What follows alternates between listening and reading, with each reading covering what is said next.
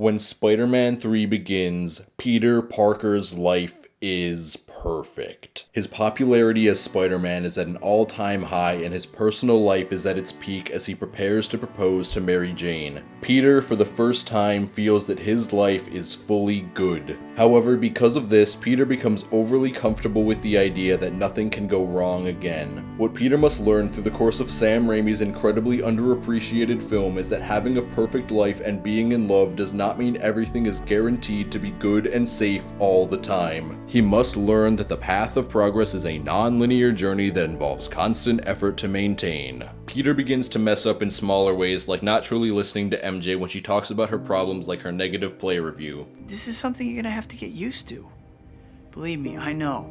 His arrogant feedback misses MJ's point. This escalates when Peter kisses Gwen at the Spider-Man celebration in the same special way he did with MJ in Spider-Man 1. He does not think for a second that this may upset MJ and just says, Go ahead, lay one on me.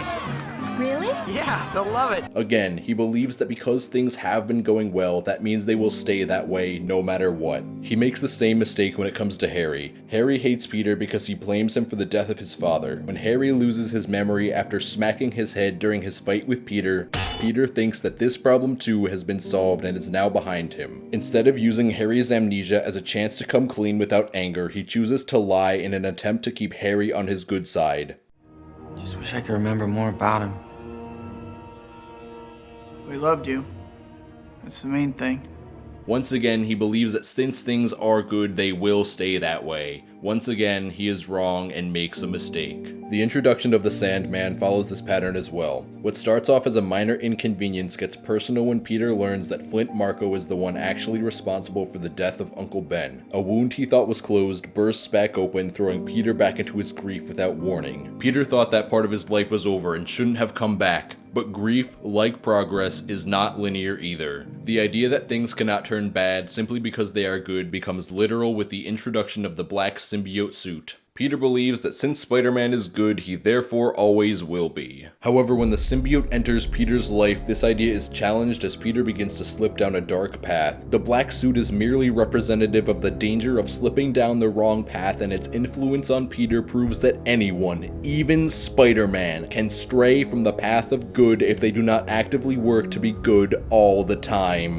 While wearing the black suit, Peter continues to make mistake after mistake. He screams at his landlord to Fix this damn door! He lashes out at Harry, who has regained his memories with a vengeance, and blows a grenade up in his face instead of trying to work out their problems. He humiliates Eddie Brock for using a faked photograph of Spider-Man. Of course, in this case, Eddie has done a bad thing here, but Peter opts to make a huge scene out of it rather than handle it discreetly. Furthermore, Peter viciously attacks Flint Marko in the subway without trying to find common ground with him. And worst of all, he treats Mary Jane like garbage, embarrassing her at her place of work, going as far as hitting her. Of these mistakes, Peter's landlord reacts the best to Peter's outburst. He says, He is a good boy. He must be in some kind of trouble.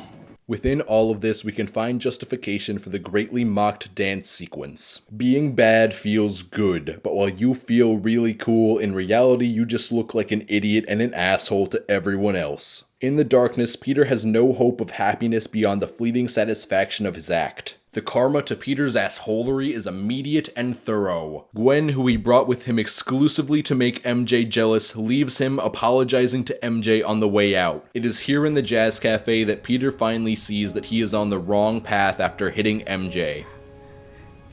Who are you? I don't know.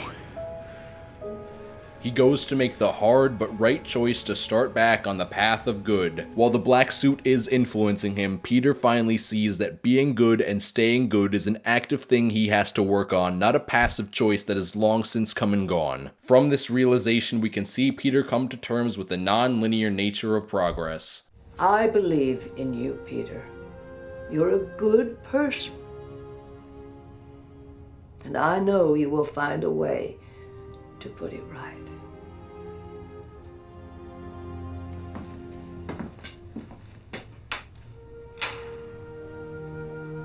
In time.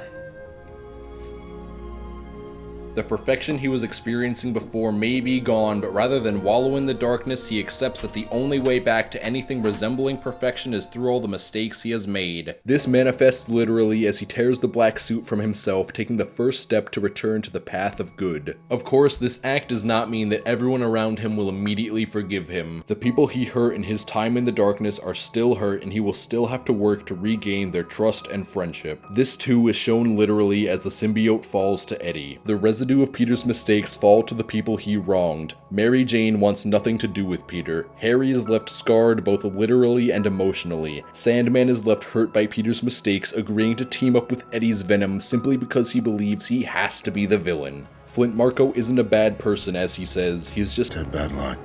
and has made mistakes that he feels might be unforgivable.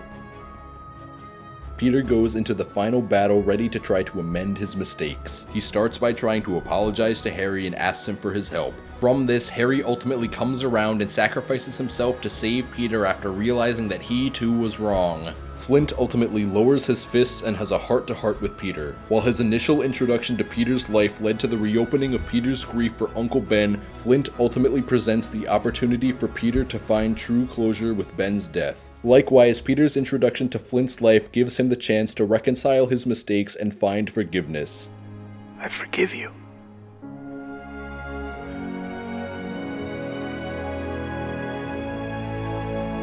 Unlike Eddie, Flint is not beyond saving. As the film wraps up, Peter and MJ hold Harry until his dying breath, with Harry and Peter finally making amends.